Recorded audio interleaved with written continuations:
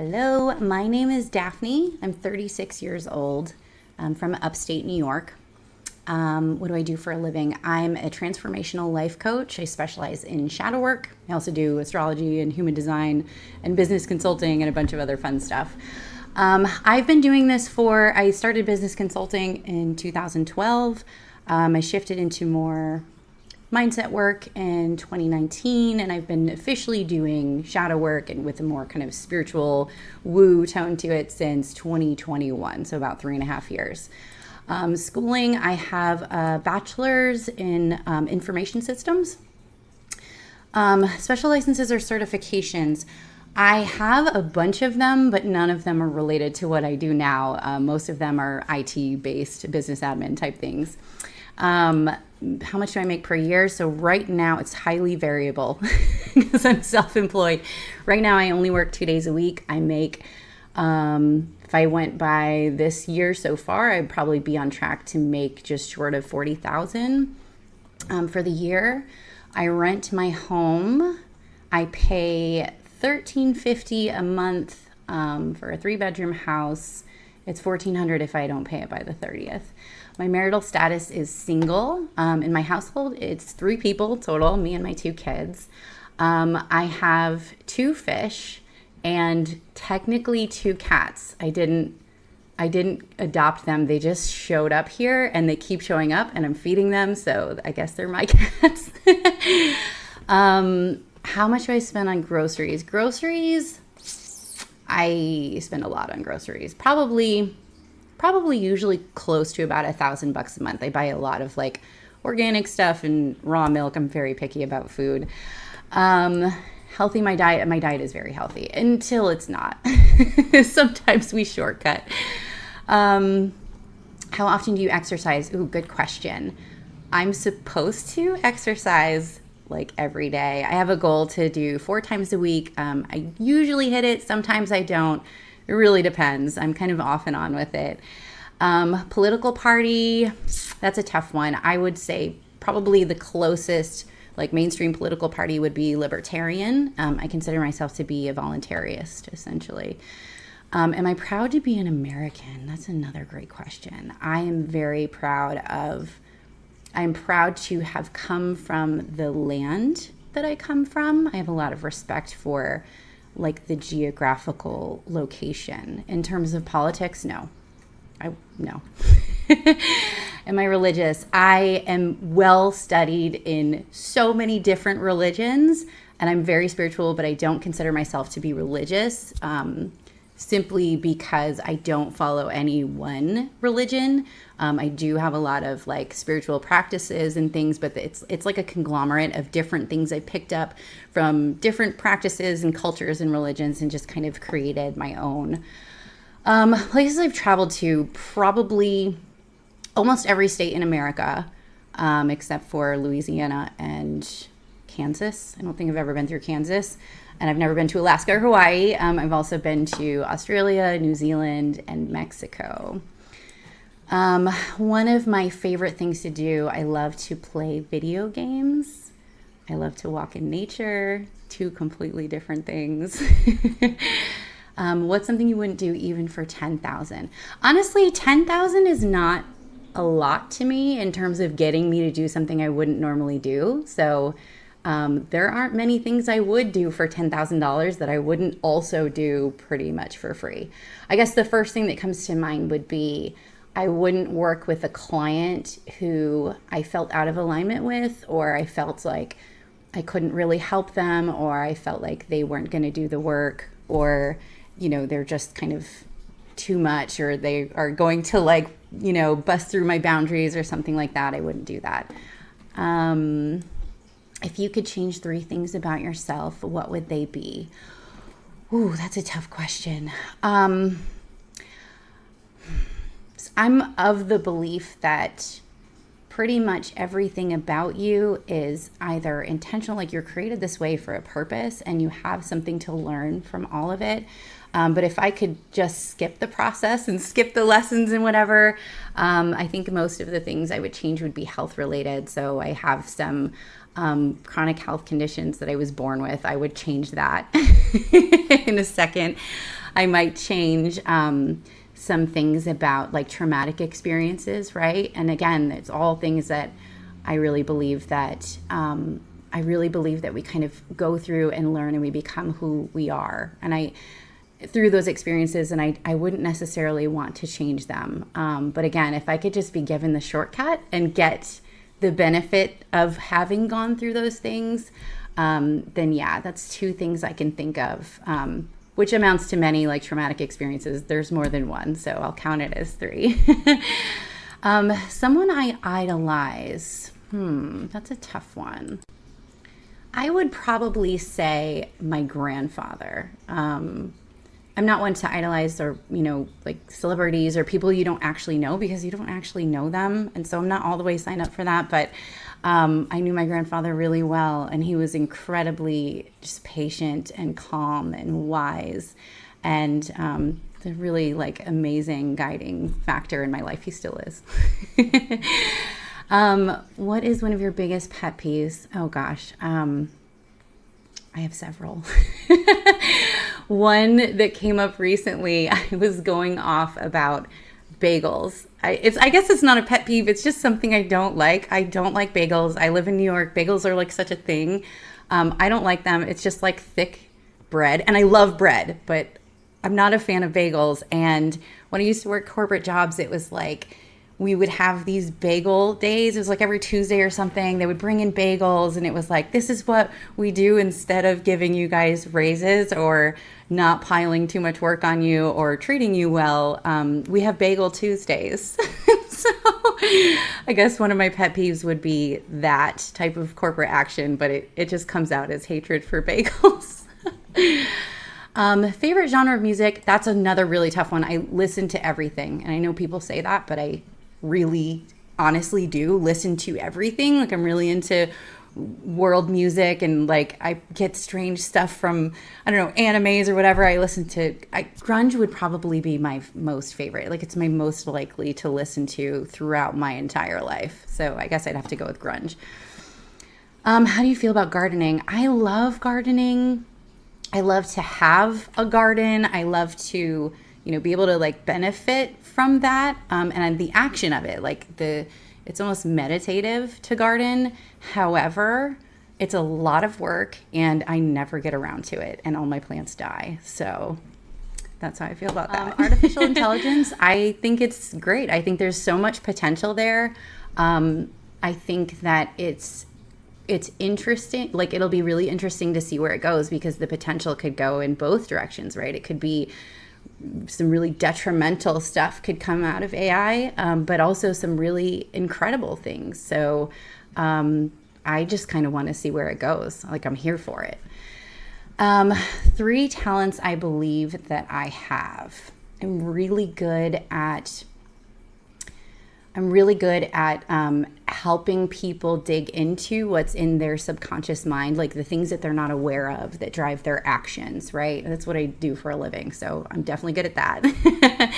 I'm also really good at gaining trust, which is required for that work, like getting people to trust me so that they're able to share that type of stuff with me and kind of let me in there. So that's a big one. And another talent I believe I have, I can sing. I can sing pretty well.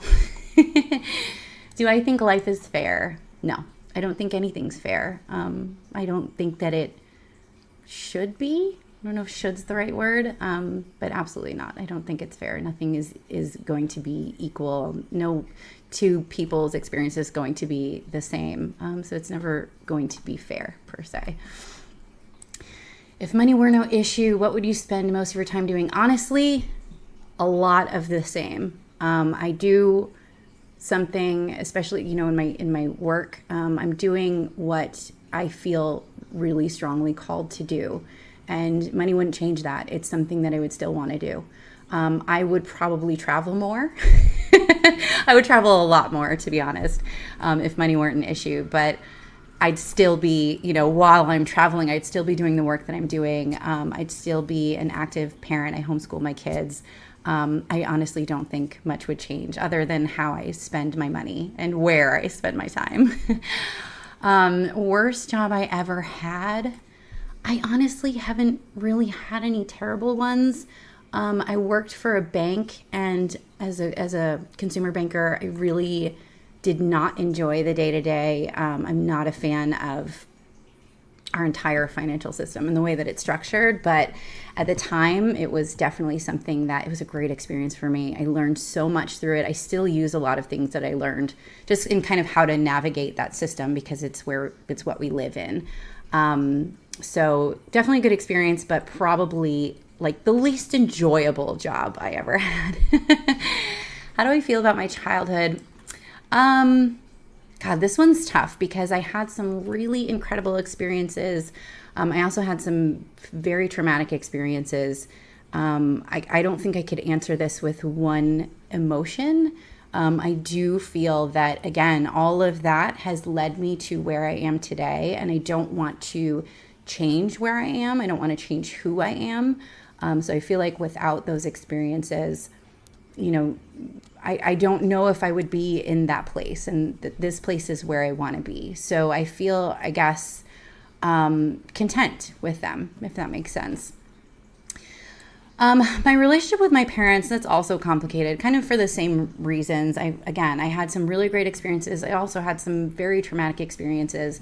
I have gone through periods where I didn't speak to my mom and my stepdad for years at a time because it was really hard to deal with some of that stuff.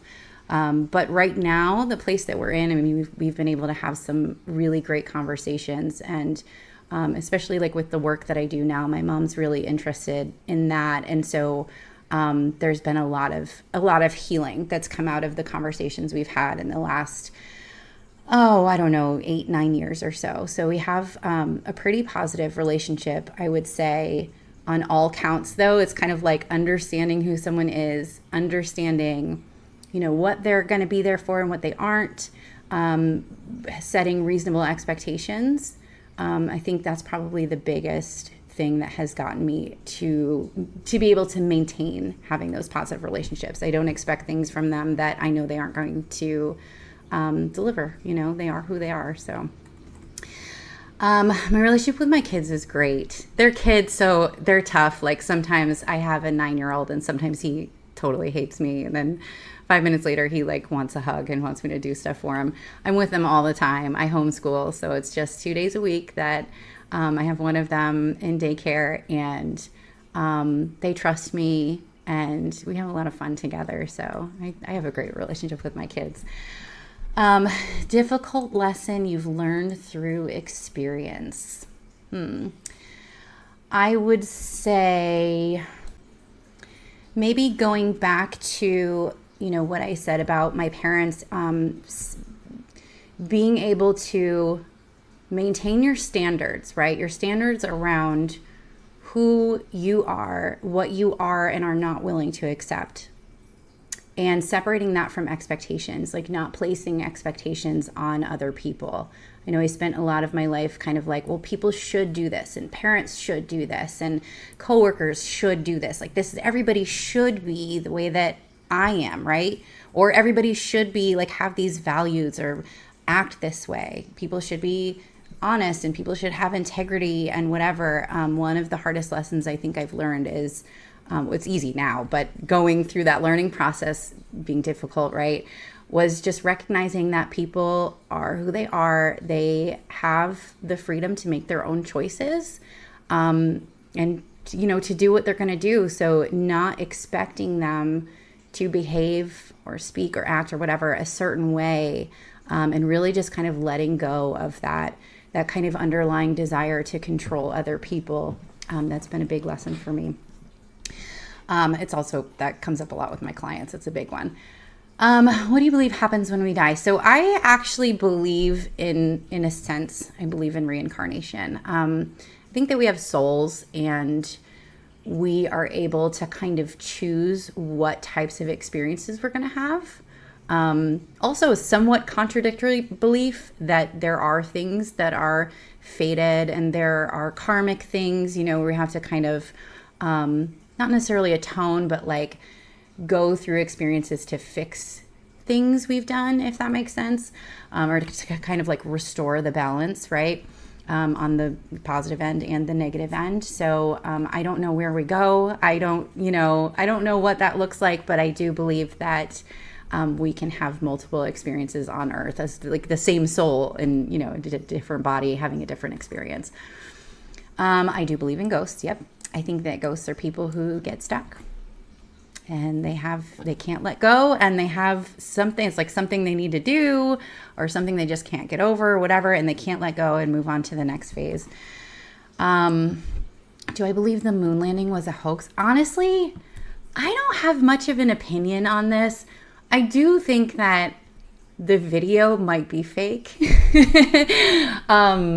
But I'm not entirely sure that like we didn't actually land on the moon. The video looks fake to me. So I don't know. And I don't care. It has no bearing on my life. I do think that a lot of things like that are fake. And that we have, nations and governments who are trying to kind of maintain an image or control over something. And so we do things like that intentionally to accomplish that. So it's totally possible, but there's no way I would know. I wasn't there. Is being an adult what you thought it would be? I guess no.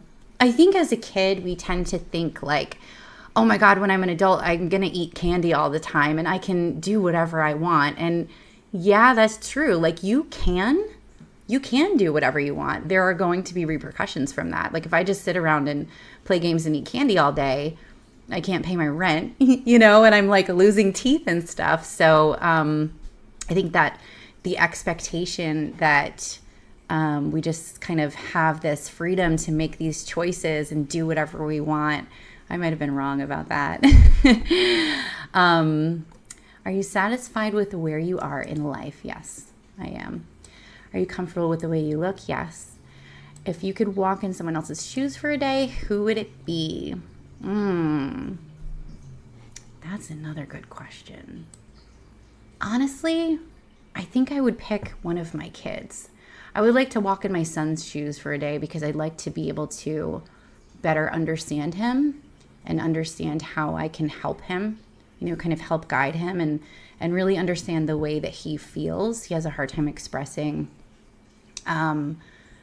emotions and things like that. So I'd really like to just kind of like be in his shoes for a day and really understand that so that I could be a better mom. How often do you find yourself feeling out of place? This is an interesting question because I want to say never, but I also want to say all the time. I've gotten myself to a place where I internally am very comfortable with who I am, and I can bring that and kind of navigate anything in the world knowing that, I'm me and I belong everywhere, right? But at the same time, I'm different and weird, and like my lifestyle is not like most people. And so there are a lot of places that I go to where I just kind of look around and I'm like, I'm nothing like these people. And so it can be kind of like difficult to connect and like immerse yourself in environments where it's just not what you're into, But I don't really feel out of place in those places either. I just feel like I'm here in a place that is different from, what I would necessarily want it to be. But it's okay for me to be here, right? The last time I had a really good time, that's a tough question. Again, like every day, kind of. If I just say like a really good time, like I just felt so good, being there in that moment. It'd probably be the most recent time I can think of was last week. I took my kids to this nature walk and it started raining, and it was just a really cool experience. And I was they were both so happy to be there, and we had a great time, and it just made me feel really good. A vice of yours that you feel embarrassed about? I smoke cigarettes. I don't necessarily feel embarrassed about it, but there are situations where it is embarrassing. I know, like for me, it's a choice, and I'm comfortable with making that choice, if or until I decide not to. But yeah, there's definitely situations I run into where I'm like, yeah, I'm a smoker, I'm gonna step out. And it's embarrassing. Something I'm self-conscious about. I have scoliosis, and my jaw has this like severe misalignment. And so I have a lisp, And when I speak, like as I'm speaking, I have to really think about my words, and where my tongue is in my mouth, and just all of it. Like I have to kind of overthink when I'm speaking so that doesn't come out and it's not as noticeable. So yeah, I'm self-conscious about that. Something I spend too much money on, probably food. If I'm being honest, I spend too much money on food. I mean, again, I'm buying I drive 45 minutes to a farm to buy raw milk and like organic meats and stuff. I wouldn't change it. I don't think it's, like a frivolous thing. It's important to me, but it is a lot of money. Do I have money set aside for retirement? No, I don't. I have on many occasions like built up this retirement fund, and then I always end up spending it on something. Usually it's like some new business idea or whatever. Actually, last year it was Christmas. I took out my retirement and spent it on Christmas, but it was totally worth it, and I'm not worried about it. How old do you think you'll be when you retire? That's a tough question because I'm self-employed in the work that I do. I could really just do it forever, and I don't see myself retiring at all. I see myself just kind of continuing and slowing down and pausing here and there. But I don't think it's ever something I would really truly stop doing.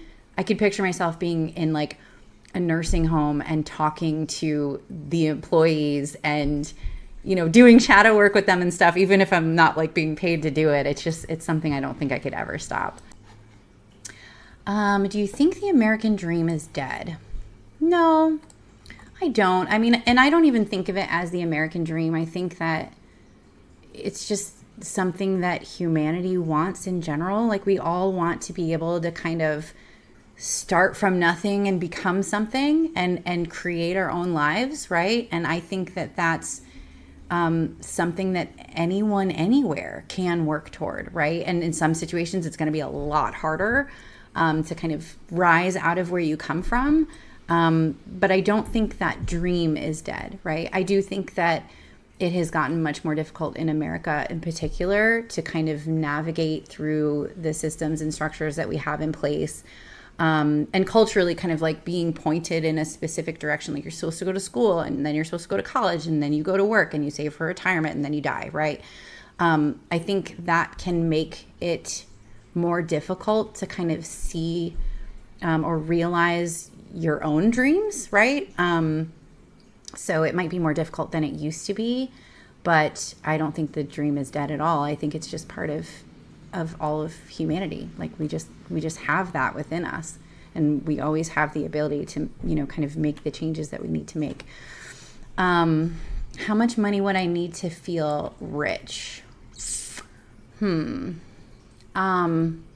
I wouldn't think of it in terms of like I have money sitting there. Like if it was about just one amount of money rather than income, I would say I could take maybe $200,000 to $300,000, and I know how to invest.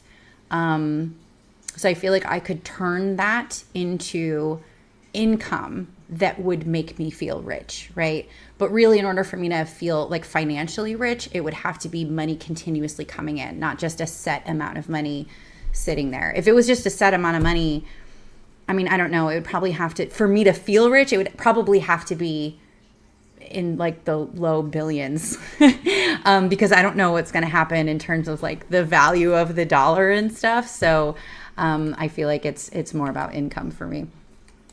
Best job I ever had is the job that I have now, 100%. A skill I wish I learned but never did. I play piano, and I should say I have a piano, and I've taken lessons off and on, and I practice off and on. Sitting here today, haven't touched it in like 3 years. So I really wish that I had, I wish that I'd learned more, like maybe earlier in life, so that it would be a lot easier for me to sit down and not have to kind of relearn stuff with piano. What did I want to be when I grew up? I wanted to be an actress for a while. I think there were a couple other ones, but that's the one that I remember the most.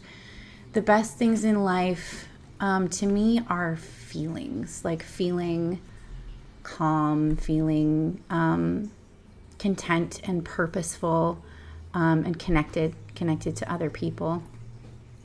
How many close friends do I have? I have a lot of close friends, honestly.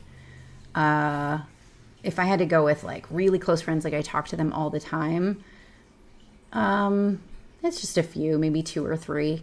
But I do have a lot of people that I'm friends with, and we don't like stay in touch a lot, but we are very close. We know each other very well, and we're very supportive of each other. Like I could, if I were in jail and I needed to call somebody to bail me out, I've got at least 20 people, 25, 30, like at least who would come do that for me, and I would do it for them. Do I miss being a child? No. It'd be cool to like experience it again from the lens that I have now, but no, I don't miss that. If you ruled the world, what are 3 things you would change? So being a voluntarist, the core philosophy there is consent and kind of allowing other people to make choices, right? So one of the biggest things I would change would be something along the lines of giving people the freedom to be able to choose for themselves, as long as it doesn't take that choice away from someone else. So for example, if me being myself and expressing myself means me murdering somebody, I'm taking away, their ability to make choices. So that part isn't okay. But yeah, giving the freedom of choice, as long as it's not affecting other people's freedom of choice. Another thing I would change, I feel like our monetary systems are awful. I don't like the way that we deal with currency in general. So maybe I don't have the answer for this, so I don't know exactly how I would change it. But going back to some kind of tangible standard, like, we had the gold standard. I don't know much about it or what that would look like. But definitely changing the way that we do commerce, the way we exchange in general, outside of, kind of moving outside of the system of the financial system that we have now. And last thing I would change, I guess access to information, like really genuine information about holistic health, and kind of making sure that everybody everywhere has access to holistic health resources. That's important to me. If I could be any animal, I would choose probably one that can fly. Yeah, for sure. Any animal that can fly. I'd pick a bird, any kind of bird, maybe an eagle or something. I do think I'm a good person. Yes. I think I'm a person. I mean, good and bad is, it's subjective, but I do think that I have good intentions, and then I'm pretty self-aware. So yeah. What does success mean to you? I always tell people success is however you define it. So for me, success looks like, having happy, healthy kids, being happy and healthy, content and purposeful. That's it. Everything else. I mean, money, of course, like, if I want to be healthy, for example, I mentioned, having the issues with my jaw. I want to go pay for this orthotic treatment to get that fixed, right? So money comes into play there. The way I spend my day to day, like making sure I have work that I enjoy, whatever. But at the end of the day, it really just comes down to feeling good about my life day in and day out. That's what success is to me. Why do people fail at things? I think there's so many reasons that people can fail at things. I think the number one reason for failure, and this might sound like gaslighting a little bit because, everybody comes from different circumstances and stuff, but I think the number one reason people fail is because they weren't fully committed to succeeding.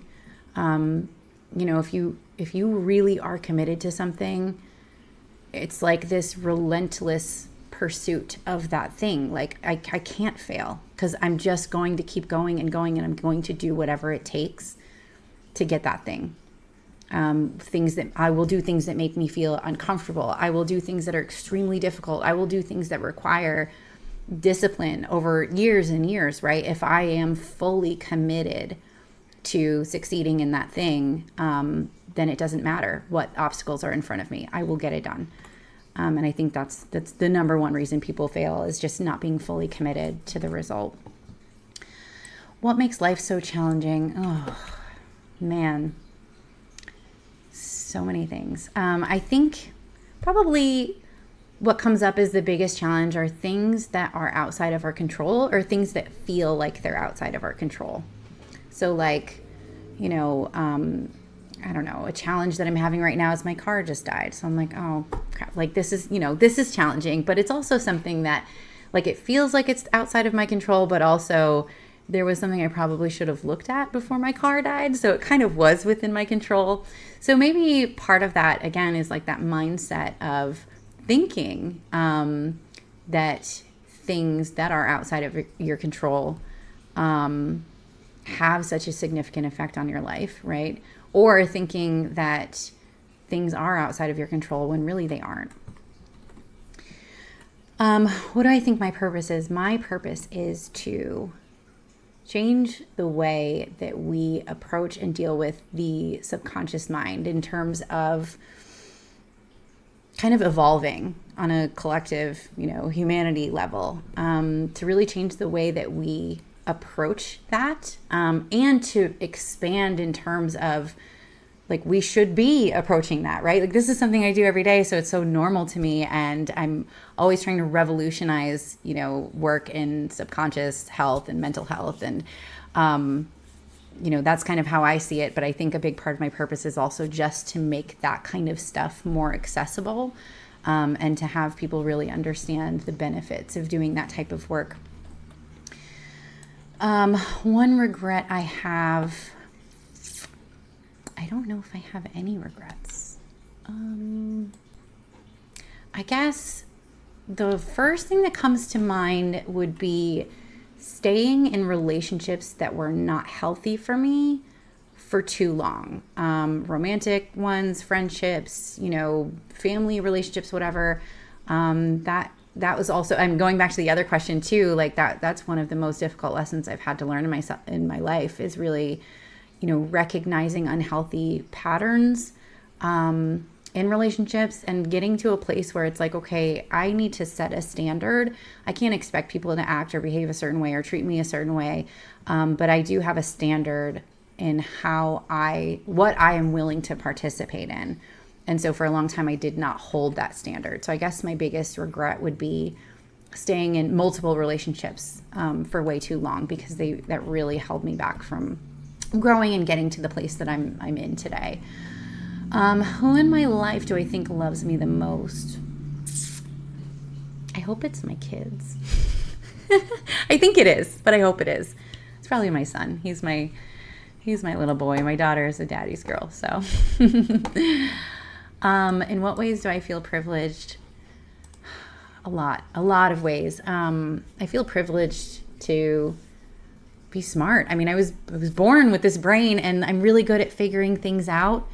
That might be the biggest one, because any challenge I'm presented with, I can figure out a way to get through it. Again, like anything that I want in life, I know that I can get it because I'm smart, and I'm really good at kind of looking outside of the box and coming up with really creative ways to get something done.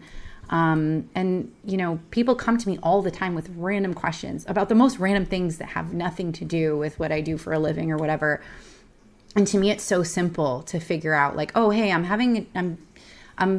this thing is a challenge to me. I can't figure out, how to get through this process, or where to find the paperwork for this thing, or like, I hit a brick wall with this. What do I do? And I just kind of look at it like, all right, well, let's think outside of the box. Could we do it this way? Could we do it this way? And I've always got a bunch of different ideas for how to navigate things in general. And I just was born that way. I mean, it's just kind of like how I've always been. And I think that's a privilege for sure.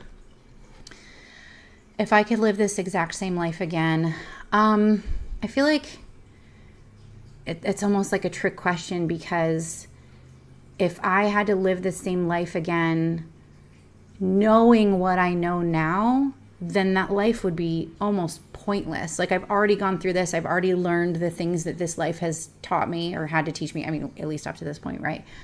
And so what would be the point of doing it again? Like, no, I would have no interest in doing that. It would be boring, right? Because I've already been through it.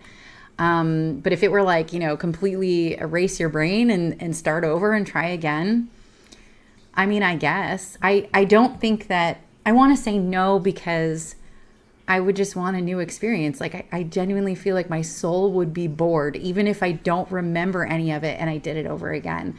But it would be interesting to be presented with the same environment, the same circumstances, knowing what I know now and seeing me navigate it differently because of the knowledge I have now, and seeing how different the outcome might be. That would be interesting. So yeah, yes, I would.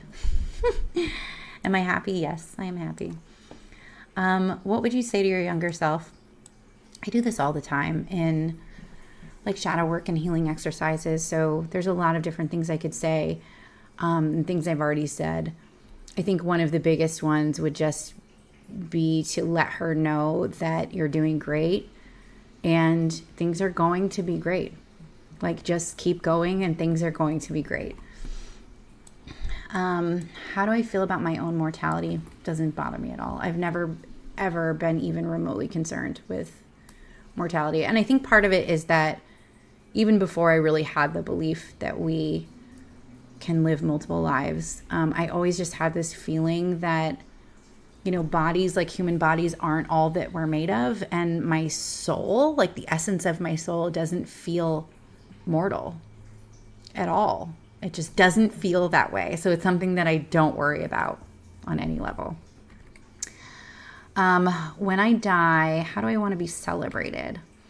I would love it if people just kind of got together and like had a party and had a good time. I hate the thought of like having a sad funeral and everybody needs to process loss and, go through the grieving process. But I would love to see kind of like a joyous celebration of life. That would be really cool. A food that everyone should try. Foie gras is my favorite food. It's actually illegal in some states. This is kind of shady, but they basically take geese, and I think they do it with ducks too, and they force feed them grain alcohol until their livers get like super fatty. And then, they butcher them or whatever, and that's the liver. That's what foie gras is, but it tastes absolutely incredible. And like all of the nutrients I tend to be deficient in, it has them. And it's just, to me, like the most amazing food. So I would say everybody should try it, as long as you can deal with, how it's made.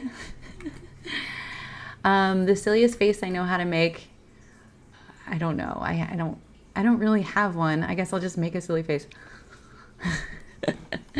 That's all I got.